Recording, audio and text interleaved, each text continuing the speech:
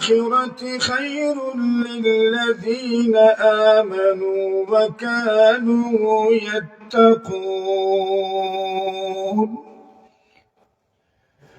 آمنت بالله صدق الله مولانا العظيم صلى الله على سيدنا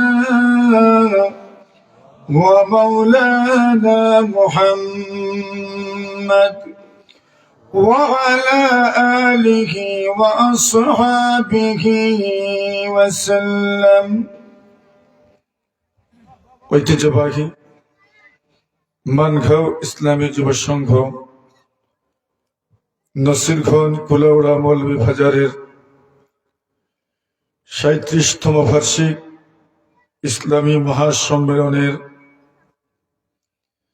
সম্মানিত সভাপতি মুআজ্জাজ মুকাররম হযরত উলামায়ে কেরাম মুরব্বী সাহেবান, আল্লাহ তাআলা অত্যন্ত কষ্ট করে এই মজলিসে কুয়াশা উপর থেকে পড়ছে, এরপরেও আপনাদের মতো ধিনদার দিন পিপাসু ইলম পিপাসু আল্লাহ ওয়ালাদের সাথে আমাদেরকে এখানে বসার সুযোগ করে দিয়েছেন, এজন্য শুকরিয়া আদায় করছি আলহামদুলিল্লাহ। কয়েক বছর থেকেই সূরাত ইউসুফ এই সূরা সংক্রান্ত কিছু কথা আমরা আলোচনা করছি। ইউসুফ আলাইহিস সালাম জেল থেকে বের হলেন। বের হওয়ার পরই আল্লাহ কোরআনে বলেন ইন্না মাআল উসরি ইউসরা, কষ্টের সাথে সাথেই সুখ আছে। যারা জেলে যায় পরিণত হয়ে ফিরে আসে, আল্লাহ পাক তাদেরকে সম্মানের সুউচ্চ আসনে আসীন করেন। হযরত ইউসুফ আলাইহিস সালাম জেল থেকে বের হলেন, আর জেল থেকে বের হই মিশরের খাদ্য মন্ত্রণালয় থেকে শুরু করে মিশরের সর্বোচ্চ ক্ষমতা গ্রহণ করলেন। যখন মিশরের খাদ্য মন্ত্রণালয়ের জিম্মেদারি নিলেন, তখন ইউসুফ আলাইহিস সালাম নিজের থেকেই প্রস্তাব দিলেন বাদশা বরাবর যে আপনি আমাকে মিশরের অর্থ মন্ত্রণালয়ের জিম্মেদারি দিয়ে দেন। এর দ্বারা বোঝা যায় কোন কোন সময় দায়িত্ব চেয়ে নেওয়াও জায়েজ আছে। কি আছে? দায়িত্ব চেয়ে নেওয়াও জায়েজ আছে। মুফাসসিরিনে কেরাম এই আয়াতের ব্যাখ্যায় লিখেন, এই আয়াত সুস্পষ্ট প্রমাণ বহন করে অনেক সময় দায়িত্ব চেয়ে নেওয়া যায়। হযরত ইউসুফ আলাইহিস সালাম মিশরের বাদশা বরাবর যে দরখাস্ত করেছেন, সেই দরখাস্তের কথা আমার তিলাওয়াতকৃত আয়াতে আল্লাহ প্রথমেই বলছেন। হযরত ইউসুফ আলাইহিস সালাম মিশরের রাষ্ট্রপতিকে বলেন, ইজআলনি আলা খাযাইনিল আরদ ইন্নী হাফিজুন আলীম। বলেন, বাদশা জাহাপনা, আপনি আমাকে মিশরের অর্থ মন্ত্রণালয়ের খাদ্য মন্ত্রণালয়ের জিম্মেদারি দেন। উনি বলছেন ইন্নী হাফিজুন আলীম, আমি আমানতধারক এবং এই দায়িত্ব পালনে, মন্ত্রণালয়ের জিম্মেদারি পালনে আমি অত্যন্ত বিজ্ঞ। সুবহানাল্লাহ। বাহ্যিক দৃষ্টিতে মনে হতে পারে নিজের ঢোল নিজে পিটাচ্ছেন, তো কোন কোন সময় বিশেষ করে কুফুরি এবং দুর্নীতিগ্রস্ত আমলাদের হাত থেকে রাষ্ট্রকে বাঁচানোর জন্য যদি কারো কনফিডেন্স থাকে, আত্মবিশ্বাস থেকে যে এই দায়িত্ব আমি যথাযথ পালন করতে পারবো, তাহলে রাষ্ট্রের নাগরিকদের সুবিধার জন্য এবং রাষ্ট্রীয় সুবিধা, নাগরিকদের দোরগোড়ায় পৌঁছে দেওয়ার জন্য ওনার এই জিম্মাদারি দায়িত্ব চেয়ে নেওয়া শুধু জায়েজই নয়, বরং জরুরি বিষয়। এই সরকার ব্যবস্থার আমলা যারা ছিল তারা অত্যন্ত দুর্নীতিগ্রস্ত ছিল। ইউসুফ আলাইহিস সালাম স্বপ্নের ব্যাখ্যার মাধ্যমেই জেল থেকে বের হয়েছে। স্বপ্নের ব্যাখ্যা তো জানাই আছে, মনে আছে তো?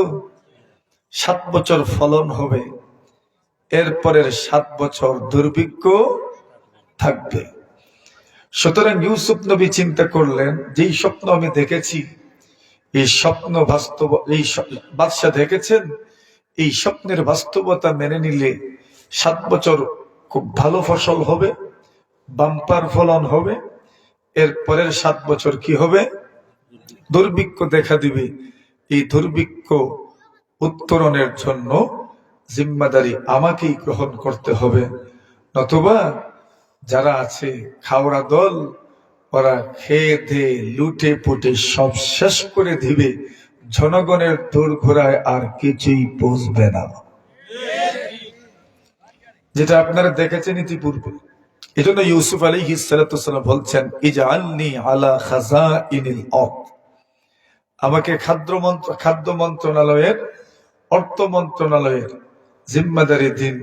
ইন্নী হাফিজুন আলিম, আমি বিজ্ঞ, আমানতদার। অর্থের ব্যাপারটা সবচেয়ে বেশি আমানতদারি, এজন্য উনি আমানতদারির কথা বলছেন। আর বাস্তবতা তো এমনই, আল্লাহর নবীদের চেয়ে আমানতদার দুনিয়াতে আর কেউ হতে পারে না। এজন্য উনি বলছেন আমাকে জিম্মাদারি দেন। বাদশাহ বললেন, শুধু আপনাকে অর্থ মন্ত্রণালয়ের আর খাদ্য মন্ত্রণালয়ের জিম্মাদারি দিচ্ছি না, পুরা রাষ্ট্র শাসনভারের জিম্মাদার আপনাকে বানাচ্ছি। কোন বর্ণনায় পাওয়া যায় আজিজে মিসর, মিশরের রাষ্ট্রপতি, ওনার নাম কেউ তো বলছেন কিতফির, ওনার ইন্তেকাল হয়ে গেছে। তবে ইন্তেকালের আগে উনি মুসলমান হয়েছিলেন। ইউসুফ আলাইহিস সালামের হাতে হাত রেখে বায়াত গ্রহণ করেছেন। আর শেষমেশ ওনার বিধবা স্ত্রী জুলাইখার সাথে ইউসুফ নবীর বিয়েও হয়েছে। হযরত ইউসুফ আলাইহিস সালাম কুয়া থেকে উঠে বাদশার বাড়ির থেকে সাময়িক পরীক্ষা জেলের ভিতরে, জেল থেকে বের হয়ে সোজাকু যেরকম রাষ্ট্র পরিচালনা। এবার দেখার দরকার ওনার রাষ্ট্র পরিচালনার দক্ষতা, ঠিক না বেঠিক? রাষ্ট্র পরিচালনার দক্ষতা, উনি দক্ষতার ছাপ রেখেছেন। ইউসুফ আলাইহিস সালাম প্রথম 7 বছর মিশরের যখন রাষ্ট্রপতি হলেন, প্রথম 7 বছর খুব ভালো ফসল উৎপন্ন হলো। উনি তো জানেন পরের 7 বছর কি হতে যাচ্ছে। উনি মিশরীয় জনগণকে বলেছেন, আপনারা আপনাদের শস্য, দানা, খাদ্য এগুলো খুব হিসাব নিকাশ করে আপনারা ব্যয় করবেন, বাকিটা সঞ্চয় করে রাখবেন পরবর্তী দুর্যোগ পরিস্থিতি থেকে উত্তরণের জন্য, আমাদের সরকারি ভাষায় দুর্যোগ মোকাবেলার জন্য। কিসের জন্য? দুর্যোগ মোকাবেলার জন্য রাখবেন। ইউসুফ আলাইহিস সালাম অতীব জরুরি বিষয় হওয়ার কারণে এই জিম্মাদারিটা নিজেই গ্রহণ করেছেন এবং নিজেই এটার তদারকি করেছেন, দেখাশোনা করেছেন। প্রথম 7 বছরের উৎপন্ন ফসল গুদামজাত করে রাখলেন। আধুনিক বিশ্বের LSD, CSD খাদ্য গুদাম, এটার নতুন এটার সূচনা হয়েছে ইউসুফ আলাইহিস সালামের যুগের থেকে। খাদ্য গুদাম আছে না?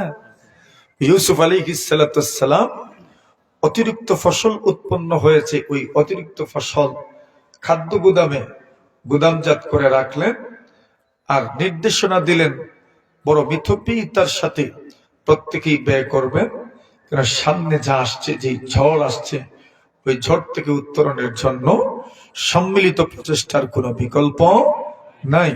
শুধু সরকার পক্ষ, শুধু রাষ্ট্রপক্ষ আপনার একনিষ্ঠভাবে আন্তরিক হলেই চলে না। আমলাতান্ত্রিক রাষ্ট্রে আমলাদেরকেও আন্তরিক হতে হয়। একজনের সদিচ্ছা রাষ্ট্রকে সুন্দরভাবে পরিচালনা করার জন্য যথেষ্ট নয়, অবশ্যই আমলাদেরকেও সদিচ্ছা সম্পন্ন হতে হবে, ঠিক না? ইউসুফ আলাইহিস সালাম পরের 7 বছর যখন শুরু হলো, দুর্ভিক্ষ দেখা দিল। মিশরেও দুর্ভিক্ষ, আশপাশের রাজ্যগুলোতেও চরম পর্যায়ের দুর্ভিক্ষ দেখা দিল। মনে রাখেন, এখানে মধ্যখানে একটা কথা, দুর্ভিক্ষ এবং আরো যত প্রাকৃতিক দুর্যোগ আছে, এই প্রাকৃতিক দুর্যোগগুলো হাদিসের ভাষায় আল্লাহর সৈন্যদল। সুবহানাল্লাহ। বন্যা, ঝড়, সাইক্লোন, ঘূর্ণিঝড়, খরা, অতিবৃষ্টি, অনাবৃষ্টি, অগ্নিকাণ্ড, আরো যত প্রাকৃতিক দুর্যোগ আছে, এগুলো আল্লাহর ফোর্স। আল্লাহর কি? দেখেন, দেশের জনগণকে মাঝে মধ্যে সাইজ করার জন্য ফোর্স কি করা হয়? পাঠানো হয়। আল্লাহর ফোর্স কি? ঝড়, ঘূর্ণিঝড়, ভূমিধস, ভূমিকম্প, দুর্গতি, প্রাকৃতিক দুর্যোগ, দুর্ভিক্ষ, অনাহার, মহামারী, সবকিছু কার সৈন্য? আল্লাহ। মাঝে মাঝে আমরা দেশ দেন কিতার লাগি? অবাধ্যদেরকে সাইজ করার জন্য। পরীক্ষা তো আছেই, পরীক্ষায় তো কারা পড়ে? যারা অবাধ্য নয়।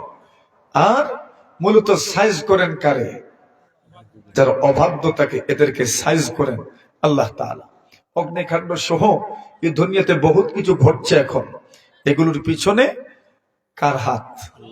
যেরকম আল্লাহর হাত। তো দুর্ভিক্ষ দিয়ে আল্লাহ তাআলা অবাধ্যদেরকে ফিরে আসার বার্তা দিচ্ছেন, ফিরে আসো। وَلَنُذِيقَنَّكُم مِّنَ الْعَذَابِ الْأَدْنَىٰ دُونَ الْعَذَابِ الْأَكْبَرِ لَعَلَّكُمْ يَرْجِعُونَ। আল্লাহ বলেন, আমি সামান্য শাস্তি দেই, বড় শাস্তি দেই না, ছোট ছোট শাস্তি দেই। কেন দেই? লাআল্লাকুম ইয়ারজিউন, যেন মানুষ আবার আল্লাহর পথে ফিরে আসে। কার পথে? এই জন্য সামান্য দুর্ভিক্ষ দিয়েছেন। এখন এই দুর্ভিক্ষ মোকাবেলা করবেন কিভাবে? ইউসুফ আলাইহিস সালাম নিজের রাষ্ট্রে যারা আছে, ওদের তো সঞ্চিত ফসল আছেই, যাদের নাই তাদেরকে বছরে 1 উট বুঝাই করে খাদ্য শস্য দেওয়ার সিদ্ধান্ত রাষ্ট্রীয়ভাবে গৃহীত হলো। কত উট? মনে করে 1 ট্রাক আর কি, 1 পিকআপ। একজনকে 1 বছরে কি পরিমাণ দেওয়া হবে? 1 পিকআপ। পিকআপ বলতে ওই সময় তার পিকআপ আসিল না, ওই সময় 1 উট। 1 উট বুঝাই করে শস্য, খাদ্য একজনকে দেওয়া হবে। উনি 1 বছর ওইটা দিয়ে যে কোনো ভাবে দিনাতিপাত করবেন। কেন? আনুপাতিক হারে ওনার জন্য এটা জরুরি ছিল যে একটা নির্ধারিত হার থাকতে হবে, নতুবা একজনকে বেশি দেওয়া হবে, আরেকজনকে কম দেওয়া হবে, যেটা আমাদের সমাজে চলমান। এই জন্য কোনো একজনকেই বেশি দেওয়া হবে না, প্রত্যেককে কি পরিমাণ দেওয়া হবে? 1 উট বোঝাই করে খাদ্যশস্য দেওয়ার সিদ্ধান্ত নিলেন। এখন নিজের রাষ্ট্রে যারা আছে তাদের তো আছেই, এরপরেও যদি কেউ না থাকে কারো, তাহলে তাকেও দেওয়া হবে। যখন পুরো দেশের মানুষ জানতে পারলো ইউসুফ আলাইহিস সালাম, তারা তো জানে ইউসুফ আমাদের দেশের রাষ্ট্রপ্রধান, উনি আমাদেরকে রেশন দিচ্ছেন। এই কথাটা, দুর্ভিক্ষটা শুধু শুধু মিশরেই ছিল না, আশপাশের অঞ্চলগুলোতেও দুর্ভিক্ষ ছড়িয়ে পড়ল। মিশর থেকে কেনান প্রায় 250 মাইল দূর। কত দূর? 250 মাইল দূর। মিশর থেকে কেনান 250 মাইল দূর। এই কেনান ইব্রাহিম নবীর বাসস্থান, ইসহাক নবীর বাসস্থান, ইয়াকুব আলাইহিস সালামের বাসস্থান। ইয়াকুব নবী এখনো, ইউসুফ নবীর যুগের কথা বলছি, তখনও ইয়াকুব নবী নিজের বাকি 11 সন্তানকে নিয়ে বসবাস করছেন কোথায়? কেনানে। ওই দুর্ভিক্ষ কেনানেও ছড়িয়ে পড়লো। ওই মানুষগুলো দুর্ভিক্ষে দিশেহারা।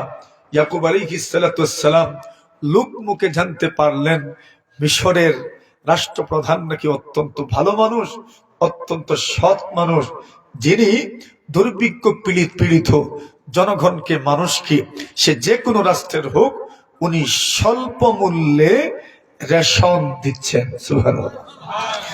আধুনিক যুগের খাদ্য রেশনের যে পদ্ধতি, এটা নতুন নয়। এটাও মূলত শুরু হয়েছে কার যুগ থেকে? ইউসুফ আলাইহিস সালামের যুগ থেকে। ইয়াকুব আলাইহিস সালাম যখন জানতে পারলেন মিশরের রাষ্ট্রপতি অত্যন্ত সৎ মানুষ, ভালো মানুষ, অত্যন্ত পরোপকারী একজন মানুষ, জনগণের চিন্তায় বিভোর থাকেন, তখন ইয়াকুব আলাইহিস সালাম নিজের সন্তানদেরকে বললেন, সব মানুষই তো মিশর যাচ্ছে, আর সেখান থেকে প্রত্যেক জনপ্রতি 1 উট বোঝাই করে খাদ্যশস্য নিয়ে আসছে, তোমরাও যাও মিশরের রাষ্ট্রপতির কাছ থেকে, তোমরাও তোমাদের জন্য রেশন নিয়ে আসো। সুবহানাল্লাহ। ইয়াকুব নবী ইউসুফ নবীর কি হন?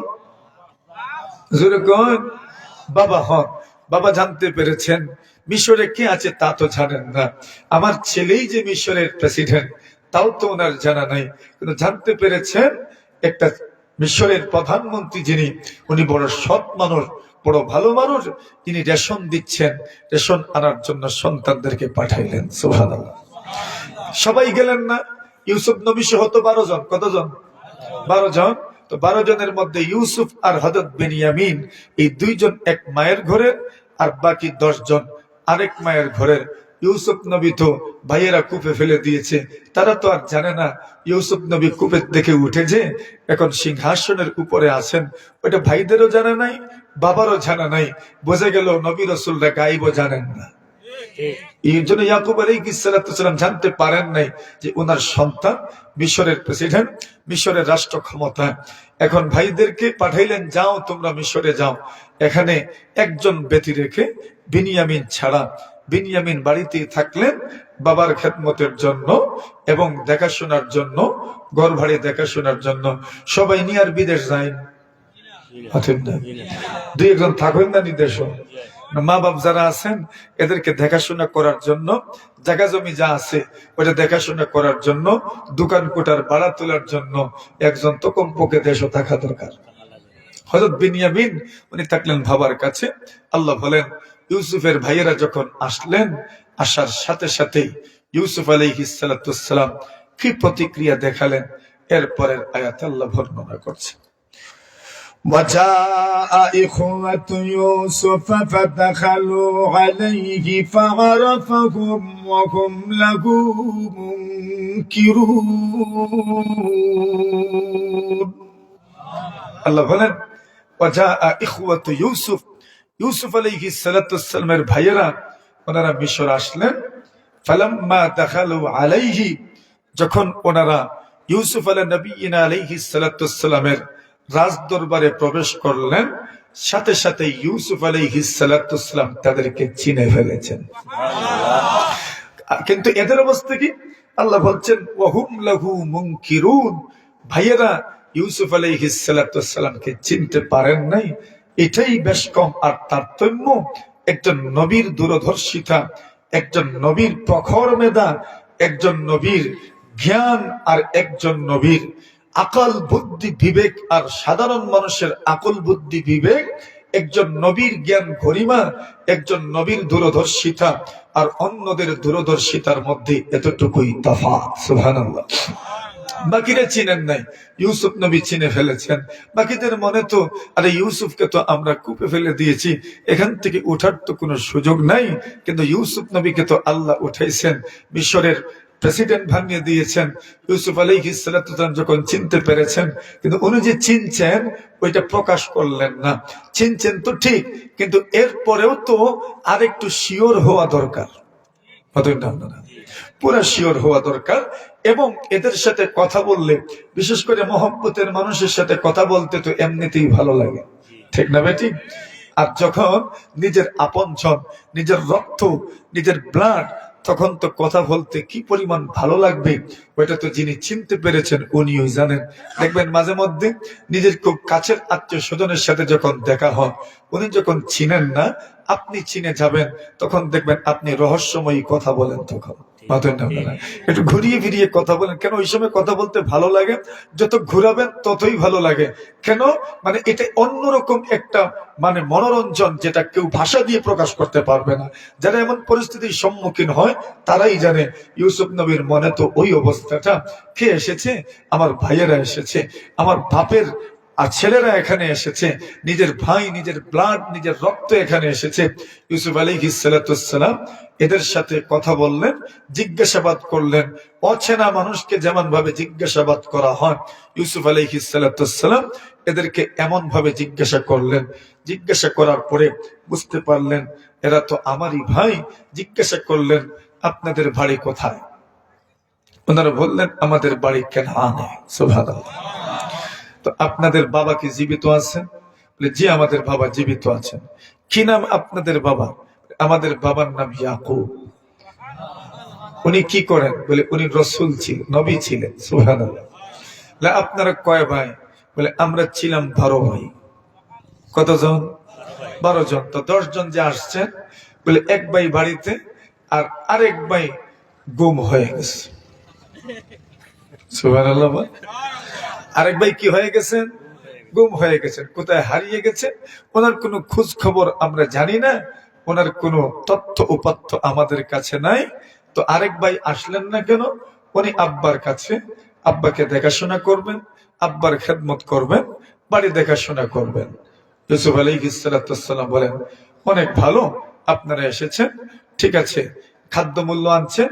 ইউসুফ আলাইহিস, এখানে একটা কথা ভুলে গেছি, ইউসুফ আলাইহিস সালাম এক উট বুঝাই করে যে খাদ্যশস্য দেওয়ার সিদ্ধান্ত গ্রহণ করেছেন, ওটা একদম ফ্রিতে নয়। একদম কি নয়, সামান্য হলেও বিনিময় নিচ্ছেন। সামান্য বিনিময় নিয়ে উনি দিচ্ছেন, এক উট বুঝাই করে খাদ্যশস্য দিচ্ছেন, সামান্য বিনিময় নিচ্ছেন। আহামারি কোনো বিনিময় না। খাদ্যের তো অবশ্যই কয়েক ভাগের 1 ভাগও নয়। ওই যেমন আমাদের দেশে কি দেয়? টিসিবি। টিসিবির পণ্য দেওয়া হয়। ইউসুফ আলাইহিস সালাম এক ট্রাক বুঝা, এক উট বুঝাই করে খাদ্য দিচ্ছেন, খাদ্য মূল্য বেশি নিচ্ছেন না। ইউসুফ আলাইহিস সালামের ভাইয়েরাও এমনিতে আসেন নাই, ওনারাও খাদ্য মূল্য নিয়েই তবে মিশরে এসেছেন, খাদ্য মূল্য সামান্য পরিশোধ করব আর 1 উট পরিমাণ খাদ্যশস্য আমরা বাড়িতে নিয়ে যাব।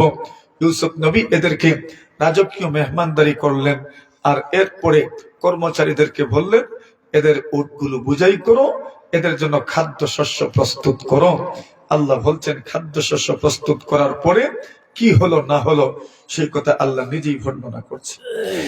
ওয়ালাম্মা জাহাযাকুম বিজাহাযিহিম قالوا ائتوني بأخ لكم من أبيكم ألا ترون أني أوفي الكيل وأنا خير المنزلين। ইউসুফ আলাইহিস সালাম বলেন, আল্লাহ বলেন, ফালাম্মা জাহাযাহুম বিজাহাযিহিম, ইউসুফ আলাইহিস সালাম যখন এদের খাদ্যশস্য প্রস্তুত করলেন, উট বুঝাই হয়ে গেল। উট যখন বুঝাই হয়ে গেল, ইউসুফ আলাইহিস সালাম এদের কাছে প্রস্তাব রাখলেন, ইউতুনি বিআখিল লাকুম মিন আবিকুম, তোমরা তোমাদের আরেক ভাইকে তো এইবার নিয়ে আসো নাই, আগামী বছর তোমাদের বৈমাত্রীয় ওই ভাইকেও আমার কাছে নিয়ে আসবা। প্রস্তাব দিলেন, ইতুনি বিআখিল লাকুম মিন আবিকুম, উনি বৈমাত্রীয় ভাই। ইউসুফ তাদের বৈমাত্রীয় ভাই, মানে মা ভিন্ন, বাপ এক, মা ভিন্ন বাপ এক, এদেরকে বৈমাত্রীয় ভাই বলা হয়। আর পিতা ভিন্ন মা এক, এদেরকে বৈপিত্রীয় ভাই বলা হয়। তো ইউসুফ নবী প্রস্তাব দিলেন, তোমরা তোমাদের বাপসরিক ভাই বিনিয়ামিন, তোমরা নাম বলেছো, ওনাকেও আমার কাছে নিয়ে আসবা। ইউসুফ নবী বলেন, কেন নিয়ে আসবা? তোমরা কি দেখো নাই? সুবহানাল্লাহ।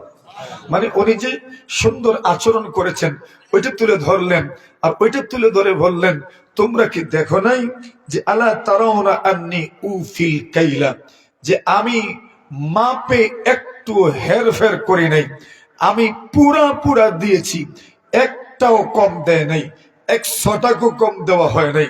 নতুবা বর্তমান দুনিয়াতে যেখানে রেশন দেওয়া হয় মাপে তো কমও দেওয়া হয়, নতুন না আপনারা যা দেওয়া হয়, বা অনেক সময় দেখবেন যা দেওয়া হবে বরাদ্দ, ওইখান থেকে রাজস্ব সহ আরো কত কিছু কাটতে কাটতে আর থাকেই কত। কিন্তু ইউসুফ আলাইহিস সালাম তাদেরকে বললেন, তোমরা কি দেখোনি? আলা তারাও না, তোমরা কি দেখোনি? আন্নি উফিল কাইলা, আমি মা পরিপূর্ণ দিয়েছি, একটু কমাই নাই। সাথে সাথে বললেন, ওয়া আনা খায়রুল মুনজিলিন, আমি তো তোমাদের মেহমানদারিতে সামান্য ত্রুটি করি নাই, তোমাদেরকে রাজকীয় মেহমানদারি আমি করিয়েছি। সুবহানাল্লাহ। সুতরাং তোমরা আগামী বছর যখন আসবে তখন তোমাদের ভাইকে সাথে করে নিয়ে আসবে। এরপরে বলছেন, যদি নিয়ে আসো না তো কিন্তু তোমাদেরকে রেশন দেওয়া হবে না। সুবহানাল্লাহ। বলে নিয়ে আসতে হবে। ইউসুফ নবী বলেন, فَإِن لَّمْ تَأْتُونِي بِهِ فَلَا كَيْلَ لَكُمْ عِندِي وَلَا تَقْرَبُونَ। ইউসুফ নবী বলেন, যদি তোমরা তোমাদের ওই ভাইকে নিয়ে না আসো, আল্লাহর নবী ইউসুফ আলাইহিস সালাতু ওয়াস সালাম বলেন, ফালা কাইলা লাকুম ইনদি, তোমাদের জন্য আমার কাছে কোনো বরাদ্দ থাকবে না, ওয়ালা তাকরাবুন, তোমরা আমার নিকটে আসতে পারবে না। কোনো বরাদ্দ নেই। যদি নিয়ে আসো না তো কি নাই? দেখেন মাঝে মাঝে আপনার বরাদ্দ মন্ত্রী কইব, চেয়ারম্যানের দস্তখত ছাড়া কোনো বরাদ্দ নেই। না, ইউসুফ নবী শর্ত দিয়েছেন কি, ফাইন লাম তাতুনি বিহি, যদি ওই তোমাদের ভাইকে নিয়ে না আসো, ফালা কাইলা লাকুম ইনদি, আমার কাছে তোমাদের কোনো বরাদ্দ নাই, ওয়ালা তাকরাবুন, বরাদ্দ তো দূরের কথা, আমার কাছেও তোমরা আসতে পারবে না। কষ্ট হইতেছে না আপনাদের? বরাদ্দ তো নাই, ওই আমার কাছেও তোমরা আসতে পারবে না, আমার কাছেও তোমরা ভিড়তে পারবে না। যে কোনো মূল্যে তোমরা তোমাদের ভাইকে নিয়ে আসবা। যদি নিয়ে আসো তবে তোমাদের জন্য বরাদ্দ আছে, এবং তোমরা আমার নৈকট্য লাভ করবে, আমার কাছেই তোমাদেরকে বসাবো, রাজকীয় মেহমানদারি তোমাদেরকে আবার করানো হবে। সুবহানাল্লাহ। এখন এরা কি জবাব দিলেন? এরা তো জানেন বাইরে আনা যে কত কষ্ট হইব, এরা জানা আসেনি না নাই? মাথুন না আপনারা? এরা তো জানে আগের ভাইরে ইউসুফ রে নিয়ে গেছিলাম, আব্বারে কত বুঝাইয়া শোনাইয়া নিয়ে গেছি, আব্বা দেন না, ইউসুফ বাড়িতে থাকতে থাকতে আপনার তার কষ্ট হচ্ছে, আমরা প্রতিদিন মাঠে যাই, খেলাধুলা করি, ইউসুফকে আমাদের সাথে দেন, আর সিলহু মাআনা কাদান নারতা ওয়া নালহাব। আল্লাহ তাআলা বর্ণনা করেন, ভাইয়েরা ইয়াকুব আলাইহিস সালামকে বলেন, আব্বাজান ইউসুফকে আমাদের সাথে দেন না, আগামীকাল সে আমাদের সাথে মাঠে যাবে, নারতা দৌড়াদৌড়ি করব, গুল্লাও খেলবো, ওয়া নালহাব অন্য খেলাও খেলবো। সুবহানাল্লাহ। বলেন গুল্লা খেলছেন আপনারা? এখন আসেনি তা, এখন আর নাই। তো বলছেন নারতা ওয়া নালহাব, দেন না ইউসুফকে আমাদের সাথে, আমরা একটু খেলাধুলা করব। তখন আব্বাজান তো সরল মনে বলছিলেন, আরে কেমনে দিব, আমার তো ভয় হয় বাঘ যদি খেয়ে ফেলে। শেষমেশ এই ভয় যেটা ছিল ওইটাই তো তারা গিয়ে বলল, আব্বা ভাইকে তো বাঘ খেয়ে ফেলেছে। রক্তমাখা জামা বাবার সামনে পেশ করেছেন, ওই ক্ষত দুঃখ বাবা তো এখনো ভুলেন না। এই জন্য ভাইদের জানা আছে বেনিয়ামিনকে আনা যে আমাদের জন্য কি পরিমাণ কষ্ট হবে। কেন, বেনিয়ামিন তো ইউসুফের আপন ভাই, বৈমাত্রীয় নয়, মা শরিক, বাপ শরিক, ভাই সহোদর ভাই। সুতরাং বেনিয়ামিনকে আনা আমাদের জন্য অত্যন্ত চ্যালেঞ্জিং হবে, অত্যন্ত কষ্ট হবে। এজন্য ওনারা জবাব দিলেন, قالوا سنراود عنه أبا وإنا لفاعلون ইউসুফের ভাইরা বলেন কালু সানুরাবিদু আনহু আবাহু, আমরা বিনিয়ামিনের ব্যাপারে তার আব্বা কি বুঝাবো। সুবহানাল্লাহ। বিনিয়ামিনের বাবা, ওনাদের কি বাবা, কিন্তু বাবার মোহব্বত বেশি তো, এমনি ভাই হারাইছেন, এমনি তার আরেকজন ভাইকে হারিয়েছেন, এজন্য বলছেন আমরা বিনিয়ামিনের আব্বুকে মানে আমাদের আব্বাজানকে সর্বোচ্চ বোঝানোর চেষ্টা করব, সর্বোচ্চ ভাবে সর্বাত্মক ভাবে আমরা চেষ্টা করব। এরপরে তারা বলে আচ্ছা দেখবেন মাঝে মাঝে কনফিডেন্স বাড়ে, ফলে চিন্তা করলো আব্বা যখন দেখবেন 10 বাইয়ে 10 ফুট নিয়ে আসছে তো আরেকজনকে পাঠাইতেও তো পারেন, ওই তারা ফলে বলছেন ওয়া ইন্না লাফাইলুন, আমরা এটা করবই। সুবহানাল্লাহ বলেন ওয়া ইন্না লাফাইলুন, আমরা এটা অবশ্যই করব, মানে যে কোনো মূল্যে বিনিয়ামিনকে আমরা নিয়েই আসব। ইউসুফ আলাইহিস সালাম বলেন ঠিক আছে যাও। এখন ওরা যেন নিয়ে আসে বিনিয়ামিনকে, আর একে তো আমার ভাই, সুতরাং ভাইদের সাথে যত পারেন উত্তম আচরণ করবেন, এটাই তো স্বাভাবিক। ইউসুফ আলাইহিস সালাম উনি তো রাষ্ট্রপ্রধান, ইউসুফ আলাইহিস সালাম খাদ্য মূল্য যেটা ওনারা পরিশোধ করেছিলেন, এই খাদ্য মূল্য একটা বস্তার ভিতরে ঢুকাইয়া সবটাই ফেরত করে দিয়েছেন।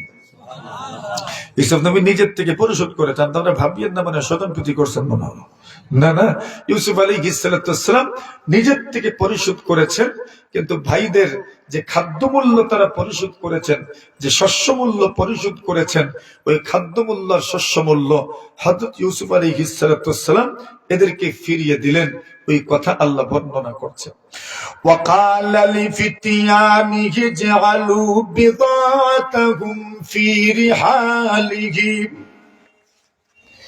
لعلهم يعرفونها إذا انقلبوا إلى أهلهم لعلهم يرجعون। আল্লাহ বলেন ইউসুফ আলাইহিস সালাম তার কর্মচারীদেরকে বললেন কাল লিফিতিয়ানিহি, ইউসুফ আলাইহিস সালাম কর্মচারীদেরকে আদেশ করলেন ইজালু বিদাতাকুম, কমাও, ইজালু বিদাতাকুম ফি রিহালিহিম। ইউসুফ আলাইহিস সালাম বলেন তোমরা আমার ভাই ওই মানুষগুলোর যে বোঝা আছে ওই বোঝার ভিতরে বস্তার ভিতরে তাদের মূল পুঁজিগুলো তোমরা ঢোকায়া দাও, খাদ্য শস্যের মূল্য তোমরা ঢোকায়া দাও, নামমাত্র মূল্যই তো ওইটা তাদের বস্তার ভিতরে তোমরা ঢোকায়া দাও। কেন? লাআল্লাকুম ইয়ারিফুনাহা ইযান কালাবু, ওরা যখন বাড়িতে ফিরে যাবে দেখবে আমাদের খাদ্য মূল্য ফিরিয়ে দেওয়া হয়েছে। এই মানুষগুলো মনে করবে এই মানুষের কাছে আবার যাওয়া দরকার, উনি এতটুকু সুন্দর ব্যবহার করলেন, এতটুকু উত্তম আচরণ করলেন, এতটুকু ভালো ব্যবহার করলেন, ওনার কাছে আবার ফিরে যাওয়ার দরকার।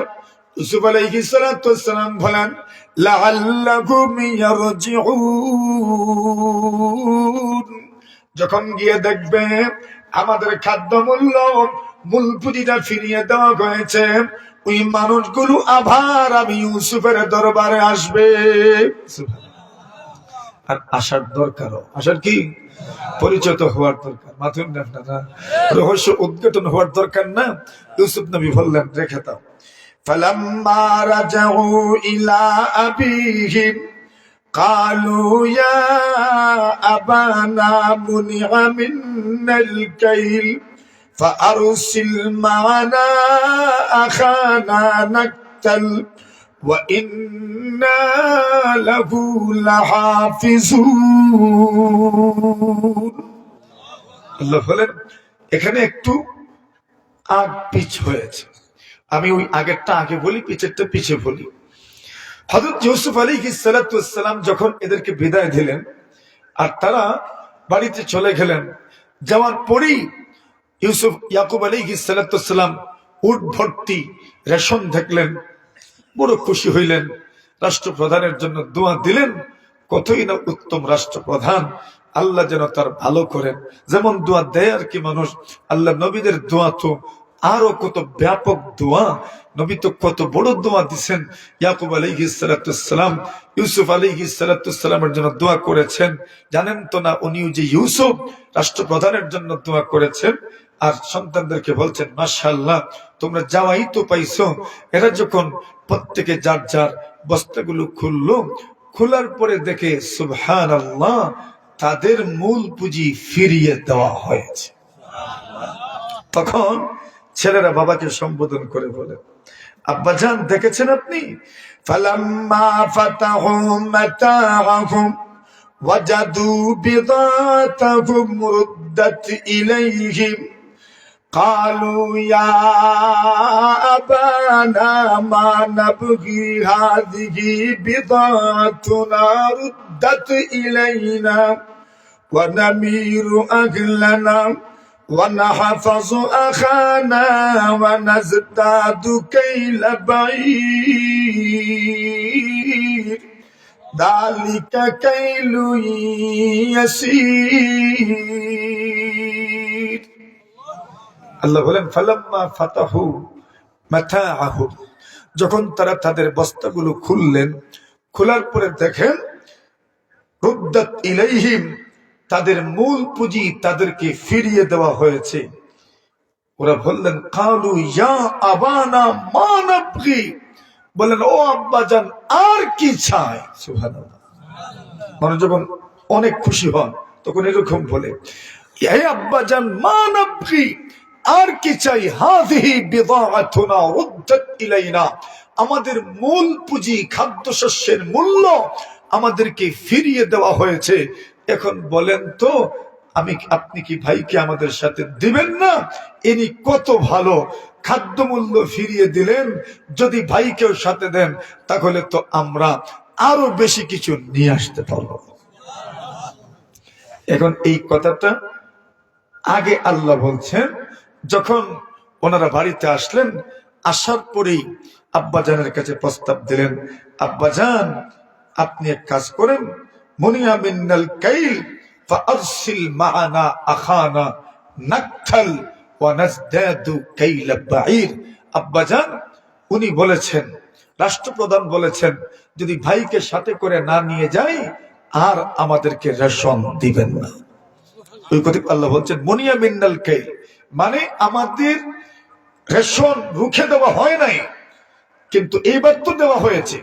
যদি ভাইকে না নিয়ে যাই তো আগামীতে আর দেওয়া হবে। উনি বলছেন কোনো বরাদ্দ নাই, আর কোনো বরাদ্দ দেওয়া হবে না।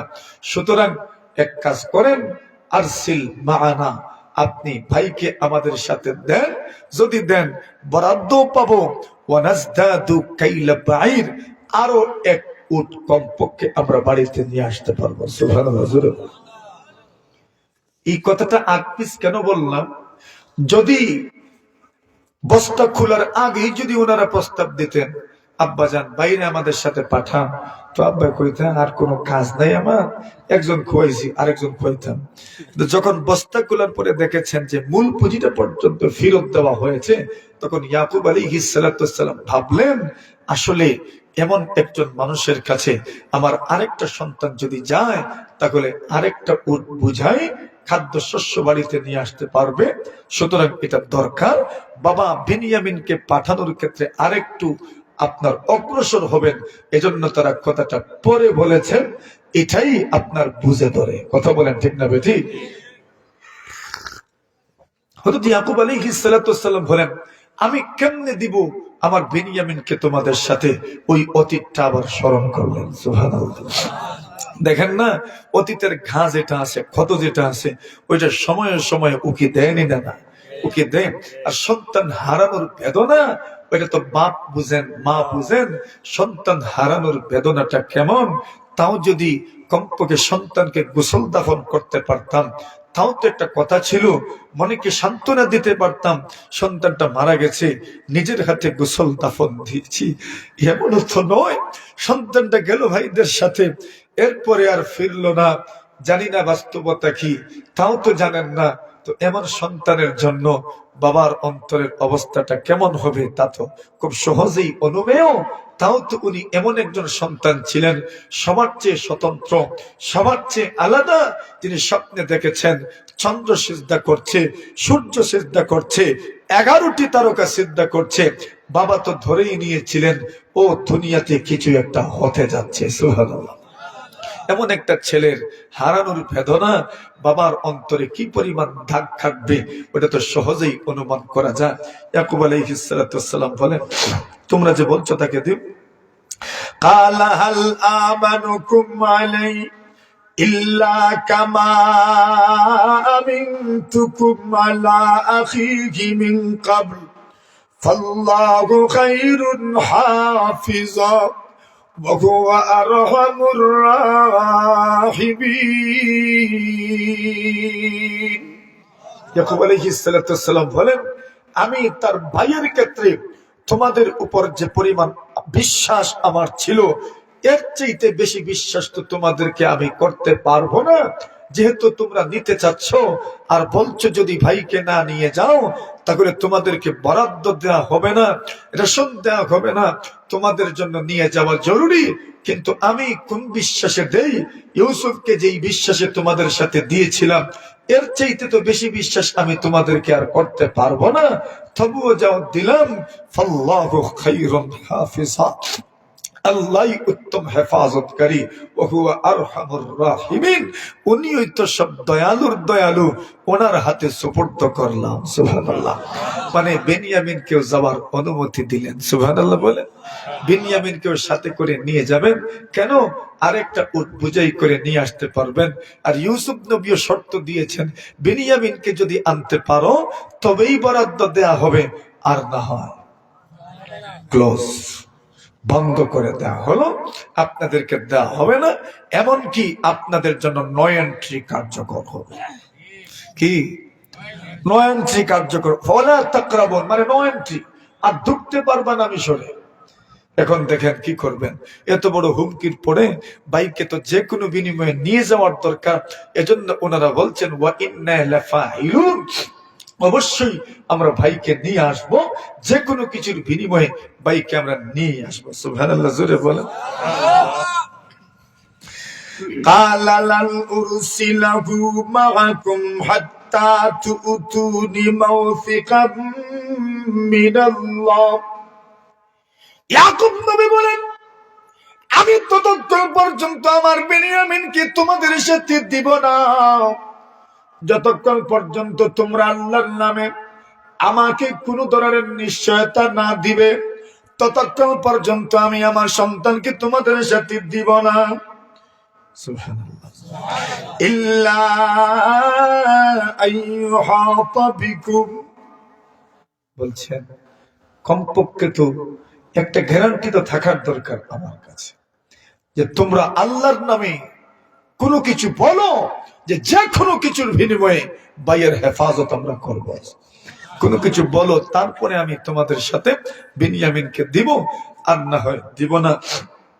এরপরে বলেন ফালাম্মা আতাউহু মাওসিকাহুম ক্বালা আল্লাহু আলা মা নাকুলু ওয়াকিল। ওনারা বললেন আপনি ভরসা করেন, আল্লাহর নাম নিয়ে বলছি, ভাইকে যে কোনো কিছুর বিনিময়ে আমরা নিয়েই আসবো। জোরে বলেন। ইউসুফকে তো নিয়ে গেছিলাম, নিয়ে তো আসলা না ফেরত, এখন বিনিয়ামিনকে নিয়ে যাইবা, ফেরত নিয়ে আসবা, বলো আল্লাহর নামে কিছু কও তোমরা। ভাইরা বললেন জি ইনশাআল্লাহ, যে কোনো কিছুর বিনিময়ে আমরা বিনিয়ামিনকে নিয়েই আসবো। ঘটনা যে আরো কত মোড় নিচ্ছে তারা তো কেউ জানে না, মাথেন না আপনারা, কেউ জানে না। খুব লম্বা কথা বলবো না, আজকে তো শেষ সময়, এজন্য মোটামুটি একটা জায়গায় রাখবো আমি ইনশাআল্লাহ। তো একটু অপেক্ষা করেন, কষ্ট হইতেছে না তো ইনশাআল্লাহ। এখন ইউসুফ আলাইহিস সালাম তো অপেক্ষা, ওরা কখন আসবে। وقال يا بني لا تدخلوا من باب واحد وادخلوا من أبواب متفرقة وما أغني عنكم من الله من شيء إن الحكم إلا لله عليه توكلت وعليه فليتوكل المتوكلون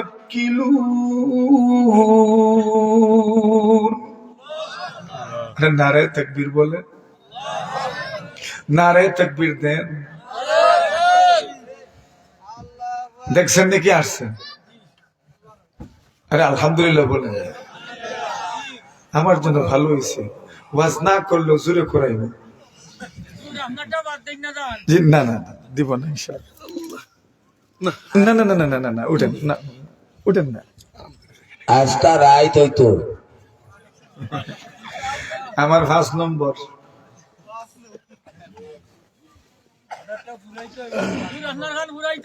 وقال يا بني لا تدخلوا من باب واحد وادخلوا من أبواب متفرقة হযরত ইয়াকুব আলাইহিস বাবা তো বিজ্ঞদের বিজ্ঞ যারা হন, এদের রায় বড় মজবুত হয়, দৃঢ় হয়।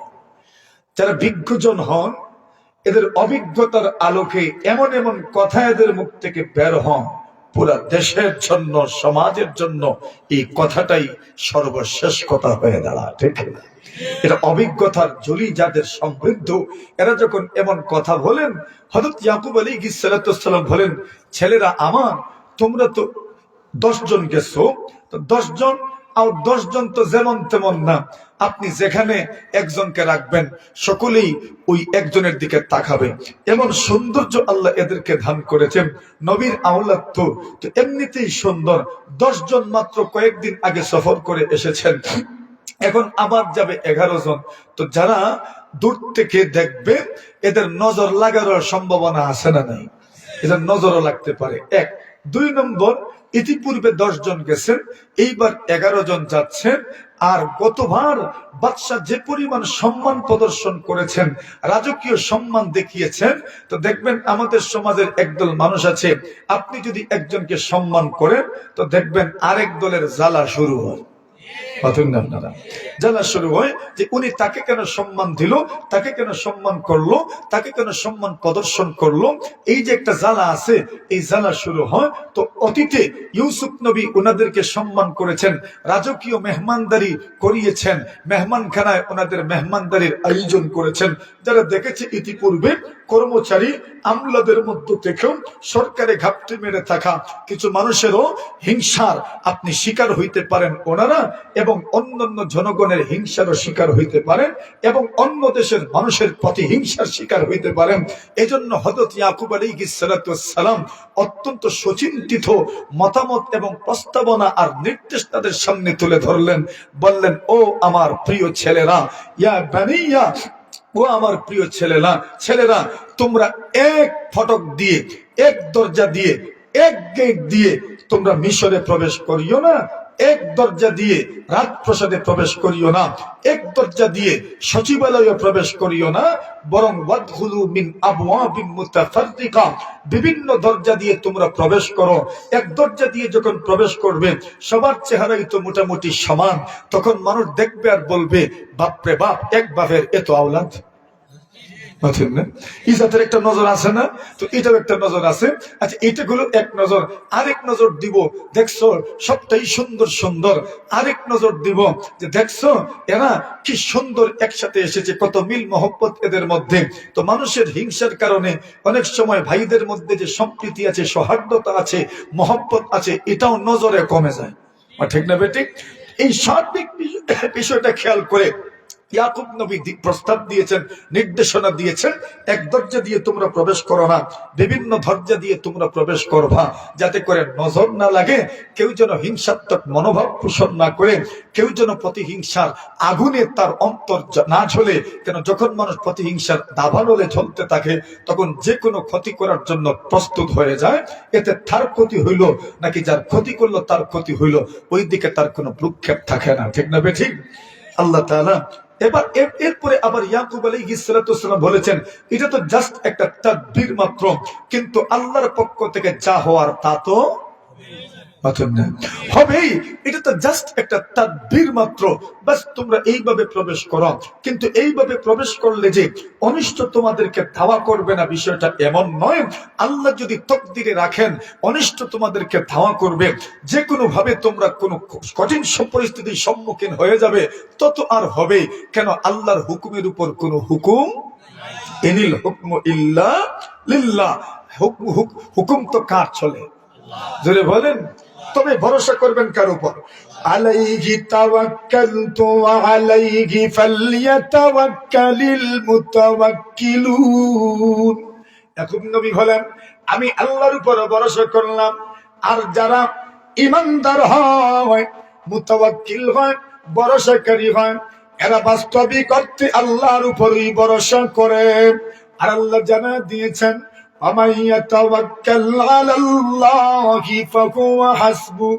কোন মানুষ যদি আল্লাহর উপর ভরসা করেন, আল্লাহ জানা দেন ওই ব্যক্তির জন্য আল্লাহই যথেষ্ট।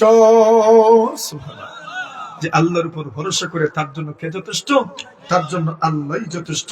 হযরত ইয়াকুব আলাইহিস সালাতু ওয়াস সালামের পরামর্শে ওনারা বিভিন্ন দরজা দিয়েই প্রবেশ করছেন। ওয়ালাম্মা দাখালু মিন হাইসু আমারাহুম আবুহুম, প্রত্যেকেই যখন বাবা যেইভাবে বলছেন এইভাবেই যখন প্রবেশ করলেন, মা কানা ইউগনি আনহুম মিনাল্লাহি মিন শাইইন ইল্লা হাজাতান ফি নাফসি ইয়াকুব কাদাহা ওয়া ইন্নাহু লাযু ইলমিন লিমা আল্লামনা ওয়ালাকিন্না আকসারান নাসি লা ইয়ালামুন। আল্লাহ যা শিখিয়েছেন ওইটাই সবকিছুর উপরে। আল্লাহ প্রদত্ত ইলমের চাইতে বড় কিছু দুনিয়াতে নাই। এই দুনিয়াতে নবীদের ইলমের চাইতে বড় কিছু নাই। আপনার পঞ্চ ইন্দ্রিয়, আপনার বিবেকের পরে সবচেয়ে বড় ইলম হচ্ছে আল্লাহর ওহী। সুবহানাল্লাহ। অনেক কিছু আপনি পঞ্চ ইন্দ্রিয় দ্বারা অনুভব করতে পারবেন না, আপনার বিবেক ওই পর্যন্ত যাবেও না, আপনার বিবেক দিয়ে ওইটার সমাধান খুঁজে পাবেন না। কিন্তু ওই জিনিসের সমাধানও দিতে পারে কি?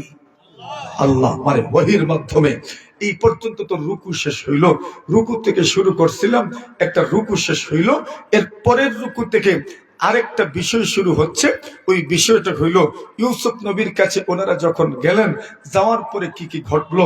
এখন এটা যদি শুরু করি তো কত ঘন্টা যে যাইব। আচ্ছা, পুরা তো শেষ করব না, তবে এখানে কি ঘটলো না ঘটলো ওই একটু বিনিয়ামিন ইউসুফ নবী পর্যন্ত থেকে যাওয়া, এই পর্যন্ত আজকে আলোচনা হয়ে যাক। এরপরে বিনিয়ামিন ওখানে থাকলেন, থাকার পরে বাবা কেমনে আসলেন, এই বাকি সবাই কেমনে আসলেন, পরিচিতি পর্বটা কেমনে হইল, ওই কথা আরেকদিন আলোচনা হবে ইনশাআল্লাহ। ঠিক আছে নি? এতটুকু সম্মতি আছে তো? আর কত? আচ্ছা আসেন এবার আল্লাহ বলেন, وَلَمَّا دَخَلُوا عَلَى يُوسُفَ آوَى إِلَيْهِ أَخَاهُ قَالَ إِنِّي أَنَا أَخُوكَ فَلَا تَبْتَئِسْ بِمَا كَانُوا يَعْمَلُونَ। আল্লাহ বলেন, যখন বাইরা ইউসুফ আলাইহিস সালাতু ওয়াস সালামের দরবারে প্রবেশ করলেন, আওয়া ইলাইহি আখাহু, ইউসুফ আলাইহিস সালাতু ওয়াস সালাম তো বিনিয়ামিনকে চিনেন। আল্লাহর নবী ইউসুফ আলাইহিস সালাতু ওয়াস সালাম বিনিয়ামিনকে নিজের পাশে নিয়ে বসাইলেন। সুবহানাল্লাহ। পাশে কে এসেছেন এখন? বিনিয়ামিন। এখন ভাই তো আর জানেন না, ওনারও জানা নাই উনি যে ইউসুফ, উনিও জানেন না উনি যে আমার ভাইজান। কানে কানে বললেন, কালা ইউসুফ আলাইহিস সালাম কানে কানে বললেন, ইন্নী আনা আহুকা, আমি তোমার সহোদর ভাই, তুমি টেনশন করো না। জোরে বলেন, কালা ইন্নী আনা আহু, আমি তোমার সহোদর ভাই, আপন ভাই। ফালা তাবতাইস বিমা কানু ইয়ামালুন, অতীতে আমার সঙ্গে যা করেছেন এই ব্যাপারে তুমি সামান্য টেনশন করিও না। সুবহানাল্লাহ। ইউসুফ নবীর ভাই বিনিয়ামিনের তো মনে হইতে পারে ভাইয়েরা ওনাকে কুবে ফেলছে, এখন ভাই কি জানি কি ব্যবহারটা আমাদের সাথে করবেন। উনি বললেন, টেনশন করিও না, ফালা তাবতাইস বিমা কানু ইয়ামালুন, অতীতে ভাইয়েরা আমার সাথে যে আচরণটা করেছেন এই ব্যাপারে তুমি কোনো টেনশন করিও না, তুমি নিরাপত্তার সাথে থাকবে, তুমি এখানেই থাকো, চুপ থাকো, আমি তোমার ভাই, তোমার কোনো ক্ষতি হবে না। জোরে বলেন না সুবহানাল্লাহ। এখন ভাইয়ের তো মনে মনে আমি আমার ভাই যিনি রাষ্ট্রপ্রধান, রাষ্ট্রপ্রধানের ভাই আমি। জোরে বলেন না সুবহানাল্লাহ। হযরত বিনিয়ামিন সাথে এখানে খুব বড় সুন্দর করে বসছেন, এখন বাকি সব কিছু উনি খুব ভালো করে ফলো করছেন। দেখেন না, ভাইয়ের যেই ভাইয়ের সাথে ভাইয়ের খুব গভীর সম্পর্ক থাকে, আর আপন ভাই তাও ছোট ভাই বড় ভাইয়ের অফিসে যখন যাবেন তখন চতুর্দিকে তাকাইবেন আর বলবেন, মাশাআল্লাহ আমার ভাইয়ের সম্মান তো কম না। আর ওইগুলো দেখে নিজের অন্তর জোড়াবে, নিজের চোখ শীতল হবে, নিজের চোখ ঠান্ডা হবে, নিজে অনুপ্রাণিত হবেন, নিজে আনন্দ পাবেন। বিনয়ামিনের তো এই হালত, উনি শুধু আনন্দই নিচ্ছেন আর মনে মনে খুশি হচ্ছেন। সুবহানাল্লাহ, ভাইজানকে আল্লাহ পাক এত সুউচ্চ মর্যাদা দান করেছেন। সুবহানাল্লাহ। হযরত ইউসুফ আলাইহিস সালাম এইবারও ওনাদেরকে এক উট বোঝাই করে খাদ্যশস্য দেওয়ার ফরমান জারি করলেন। খাদ্যশস্য দেওয়া হলো। ইউসুফ আলাইহিস সালামের মনে মনে বিনিয়ামিনকে আর কানানে যেতে দিব না, এখন সরাসরি তো রাখতেও পারবো না, কি বলে রাখবো, হয়তো এরা সন্দেহ তো করতে পারে, একটা কৌশল তো করা দরকার। আপনারা বাইকে তো পাশে রাখতে হবে, তো একটা কৌশল করা দরকার। ওই কৌশলের মাধ্যমে বাইকে আমার পাশে রেখে দিব, বাইকে আমি আর কানানে ফেরত দিব না। এখন রাখবো কেমনে? হযরত ইউসুফ আলাইহিস সালাম এখানে একটা কৌশল করলেন। ওই কৌশল ইউসুফ নবীর কৌশল নয়, ওই কৌশল আল্লাহ বলছেন এটা আমার কৌশল। কার কৌশল? আল্লাহ তাআলা অনেক সময় আম্বিয়া আলাইহিস সালামের মাধ্যমে অনেক কিছু ঘটান, এটা আল্লাহই ঘটান। আদম আলাইহিস সালাম এবং হাওয়াকে আল্লাহ পাক জান্নাতে রাখলেন, সেখানে আল্লাহ পাক নিষেধাজ্ঞা দিলেন যে তোমরা ওই ফলের ধারে কাছেও যেও না, ওই গাছের ধারে কাছেও যেও না, সব খাওয়া বৈধ, একটা গাছ নিষিদ্ধ করে কি লাভ? এখানে কি এমন ছিল ওই গাছের মধ্যে যে আল্লাহ নিষিদ্ধ করলেন? বলছেন মুফাসসিরিনে কেরাম, নিষিদ্ধ করার পিছনে মূল কারণ হলো আল্লাহ তাআলা এখানে নিষেধাজ্ঞাও দিলেন, এবার দেখতে চান নিষেধাজ্ঞা মানা হয় কিনা। যদি মানা হয় তো কি, আর না মানা হইলে কি হবে, ওইটাও তো বোঝার দরকার। এই দুনিয়াতে সব আদম সন্তান এরা যে গুনাহগার হবে না, বিষয়টা তো এমন নয়। মানুষের শরীরে আল্লাহ পাক তিন ধরনের শক্তি রেখেছেন। একটা শক্তি হলো শাহওয়াতুল বাতন, আরেকটা হলো শাহওয়াতুল ফারাজ, আর আরেকটা শক্তি হলো আকল। দুইটা শক্তি আমাকে গুনাহের দিকে নিয়ে যায়, একটা শক্তি আমাকে গুনাহ থেকে বাঁচায়। দুইটা শক্তি তো সাধারণত বিজয়ী হয়। মানুষ যে গুনাহ করে, কেন গুনাহ করে? ওই দুই শক্তি যখন বিজয়ী হয় তখন মানুষেরা গুনাহ করে। তো আল্লাহ তো জানেন মানুষের গুনাহ হবে, তো গুনাহ হলে কি করতে হবে, প্রেসক্রিপশন দেওয়ার দরকার আছে না নাই? হ্যাঁ, গুনাহ হলে তো একটা প্রেসক্রিপশন তো থাকতে হবে। ওই প্রেসক্রিপশনটা আল্লাহ শিখিয়েছেন আদম নবীকে। কোন জায়গায় শিখিয়েছেন? জান্নাতের মধ্যেই শিখাইছেন। জোরে বলেন সুবহানাল্লাহ। আল্লাহ তাআলা জান্নাতের মধ্যেই শিখাইছেন। নতুবা আল্লাহ এখানে একটা গাছের কাছে যাওয়ার থেকে নিষেধাজ্ঞা দিলেন, কি দরকার ছিল? দরকার হইল, নিষেধাজ্ঞা দেওয়া হইল, অমান্য করলে কি হবে? আদম সন্তান তো অমান্য করবে, অমান্য করলে কি করতে হয়? তওবা করতে হয়, কান্না করতে হয়। ওইটা শেখানোর জন্য জান্নাতেই আল্লাহ এমন একটা ঘটনা আল্লাহ তাআলা ঘটাইলেন। সুবহানাল্লাহ, জোরে বলেন। আল্লাহ বলেন ইউসুফ বিনয়ামিনকে সাথে রাখবেন, এর জন্য যা ঘটেছে সবটাই কে ঘটাইছেন? জোরে বলেন। আল্লাহ শিখিয়েছেন এইভাবেই করো। এখন করলেন কি? আল্লাহ রাসূল সাল্লাল্লাহু হযরত ইউসুফ আলাইহিস সালাম এদেরকে প্রত্যেকের উট বোঝাই করে রেশন দিলেন, আর শেষমেশ বাদশার ওজন পাত্র। বাদশার কি ওজন পাত্র? ওইটা কেউ বলছেন সোনার ছিল, কেউ বলছেন রূপার ছিল, অর্থাৎ যেটা দিয়ে ওজন করতেন। দেখেন না, আমরা অনেক সময় কি দিয়ে ওজন করি, সিন্নি নিজে বানাই, মাঝে মাঝে আপনারা কিতা দিয়ে প্যাকেট করুন, বাটি, বাটি দিয়ে 1 বাটি দেন, 2 বাটি দেন, 3 বাটি দেন, এভাবেই তো আমরা ওজন করি সাধারণত। মাপা তো আর যাবে না, তো কমপক্ষে এটা দিয়ে একটা ওজন করা হয়, যে এটা দিয়ে 1 বাটি দিবেন। তো এটাকে ওজন পাত্র বলে, যেই পাত্র দিয়ে যেই জিনিসটা দিয়ে ওজন করা হয়। ইউসুফ আলাইহিস সালাম যেটা দিয়ে পুরা দুনিয়ার মানুষকে, ওই সময়ের যত রাজ্য ছিল আশপাশের দুর্ভিক্ষ পীড়িত রাজ্য ছিল, যেখান থেকে যিনি আসতেন, উনি ওনার ওই ওজন পাত্র দিয়ে আপনার ওজন করে পরিমাপ করে এদের বস্তাগুলো ভরতেন। এই ওজন পাত্রটা এক বিনিয়ামিনের বস্তার ভিতরে ঢুকাইয়া দিয়েছে। জোরে বলেন, একটা কৌশল। এটা কি কৌশল? এখন ওনারা তো বরাবরের মতো, গতবারের মতো ওনাদের উটগুলো বুঝাই হয়েছে, ওনারা উটগুলো নিয়ে কানানের দিকে সফর শুরু করলেন, যাত্রা শুরু করলেন। যেই মাত্র যাত্রা শুরু করবেন, এমনিতেই ঘোষণা দিলেন, ও কাফেলার লোক, তোমরা দাঁড়াও, তোমরা চুর। সুবহানাল্লাহ বলে। ঘোষক কি বলছেন? আর ওই কাফেলা, দাঁড়াও, তোমরা কি চুর। আল্লাহ এই কথাটা বর্ণনা করে, فلما جهزهم بجهازهم جعل السقاية في رحل أخيه ثم أذن مؤذن أيتها العير إنكم لسارقون। আল্লাহ বলেন, ইউসুফ আলাইহিস সালাম যখন তাদের রসদ এবং তাদের রেশন বুঝাই করে, উট বুঝাই করে যখন প্রস্তুত করে দিলেন, জাআলাস সিকায়াতা ফি রাহলি আখি, ওজন পাত্র বিনিয়ামিনের বস্তার ভিতরে ঢুকায়া দিলেন, বিনিয়ামিনের বস্তার ভিতরে রেখে দিলেন। যেই মাত্র বিনিয়ামিনের বস্তার ভিতরে রেখেছেন, ওরা সফর শুরু করেছেন। সুম্মা আযানা মুয়াজ্জিনুন, ঘোষক ঘোষণা করলেন, আইয়াতুকাল ঈরু ইন্নাকুম লাসারিকুন, আরে ও কাফেলা দাঁড়াও, ইন্নাকুম লাসারিকুন, অবশ্যই তোমরা চোর। এখন ডাইরেক্ট চোর। সুবহানাল্লাহ কয়, এরা জানা আছে নি এরা যে চোর, এরা কিছু চুরি করছে? এরা কিছু চুরি করছে না। এরা থমকে দাঁড়াইলো, কি বলেন রে, আমরা বুঝি চোর। কালু ওয়া আকবালু আলাইহিম মাযা তাফকিদুন, এরা আর একটা কদম সামনে ভাড়েন নাই, ওরা সাথে সাথে ওদের দিকে ফিরলেন এবং পাল্টা প্রশ্ন করলেন, মাযা তাফকিদুন, কি হারিয়েছেন আপনারা? সুবহানাল্লাহ।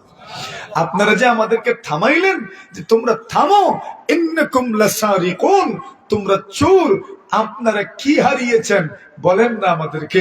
তখন ঘোষক বললেন, কি হারিয়েছি? কালো নাফকিদু সুওয়াল মালিক ওয়ালিমান জাআ বিহি হিমলু বাঈর ওয়া আনা বিহি যাঈম। কর্মচারীরা বললেন, নাফকিদু সুওয়াল মালিক, বাদশার ওজন পাত্র আমরা হারিয়েছি। কোনটা হারিয়েছে? বাদশার ওজন পাত্র, যেটা দিয়ে ওজন করে দেন, ওইটা আমরা হারিয়েছি। এইবার বলেন, হারিয়েছি তো ঠিক, ওয়ালিমান জাআ বিহি হিমলু বাঈর, এইবার ঘোষণা করছেন, যেই ব্যক্তি ওজন পাত্রটা আমাদেরকে খুঁজে বের করতে সহযোগিতা করবে বা খুঁজে বের করে দিবে, হিমলু বাঈর, তাকে আরো এক উট বুঝাই করে শস্য খাদ্য দেওয়া হবে। এটা পুরস্কার। এটা কি? কর্মচারী বলেন, ওয়া আনা বিহি যাঈম, ওই যে ঘোষণা দিলাম এক উট বুঝাই করে খাদ্য শস্য দেওয়া হবে, ওইটার জিম্মাদারি আমি গ্রহণ করলাম, আমি এটার জামিনদার, আমি এটার কি জামিনদার। এখন তো বলছেন, আচ্ছা ঠিক আছে। কালু তাল্লাহি লাকাদ আলিমতুম মা জিনা লিনুফসিদা ফিল আরদ لنفسد في الأرض وما كنا سارقين। এরা বললেন আপনারা তো জানেন আল্লাহর কসম আমরা তো আল্লাহর দুনিয়াতে কোনো বিপর্যয় সৃষ্টি করার জন্য আসেনি, ওইটা আপনাদেরও জানা আছে। কেমনে বলে গতবারও তো আমরা এসেছিলাম, কিচ্ছুই তো আমরা চুরি করছি না, একটা ঘাসও তো আমরা আপনাদের মিশর থেকে আপনাদের অনুমতি ছাড়া নিয়ে যাই নাই। তাহলে আপনাদের তো জানা আছে আমরা চুরি উরি করছি না, এরপরে আপনারা করছেন, বলছেন আমরা চুরি করছি, আসলে আমরা কোনো চোর নই। ওমা কুন্না সারিকিন কালু ফামা জাযাউহু ইন কুনতুম কাযিবিন। এবার কর্মচারী দেখেন কত কনফিডেন্স নিয়ে বলেন, কর্মচারী বলেন যদি তোমরা মিথ্যাবাদী হও তাহলে বলো তোমাদেরকে কি শাস্তি দেওয়া হবে। সুবহানাল্লাহ বলেন। যদি তোমরা কি হও মিথ্যাবাদী হও তো তোমরাই বলো তোমাদেরকে কি শাস্তি দেওয়া হবে।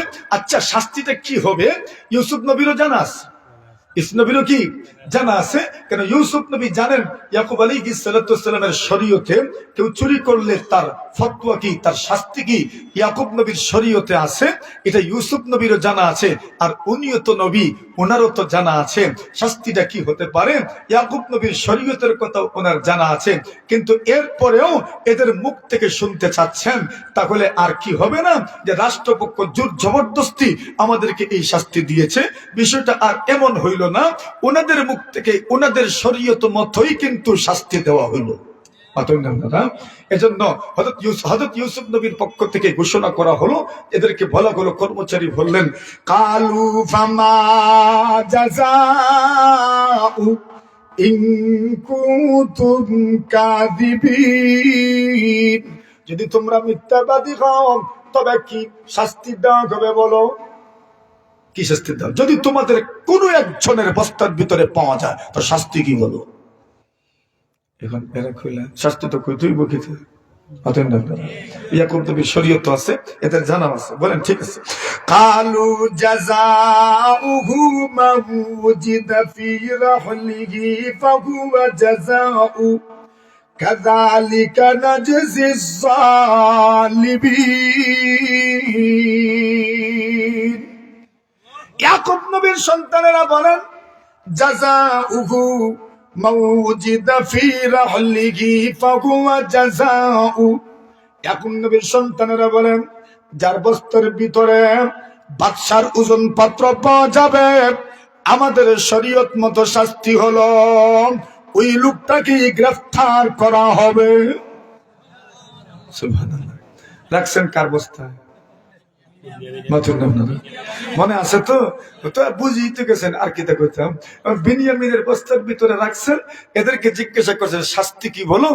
শাস্তি হইল মাউজিদা ফি রাহলিহি ফাহুয়া জাযাউ, যার বস্তার ভিতরে পাওয়া যাবে তাকেই গ্রেফতার করা হবে।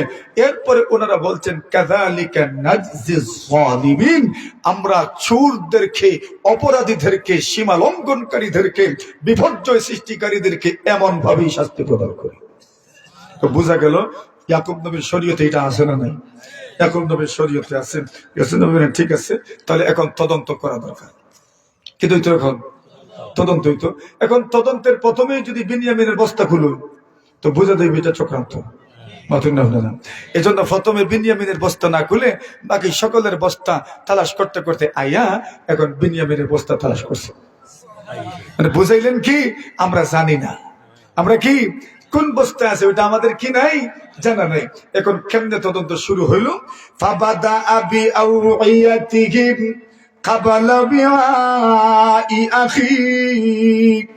আল্লাহ বলেন ফাবাদা বিআউইয়াতিহিম কাবলা বিআই আখিহি।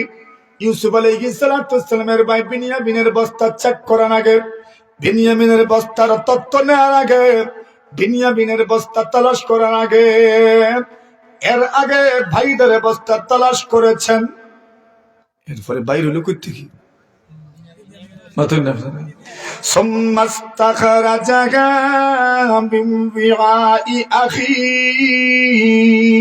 অতঃপর হযরত বিনিয়ামিনের বস্তা থেকেই বাদশার ওজন পাত্র বের করা হলো। এখন বলেন তাদের কথা মতো শাস্তি কি? কে গ্রেফতার হইতা? আর আব্বা আমার সময় কিতা কইছ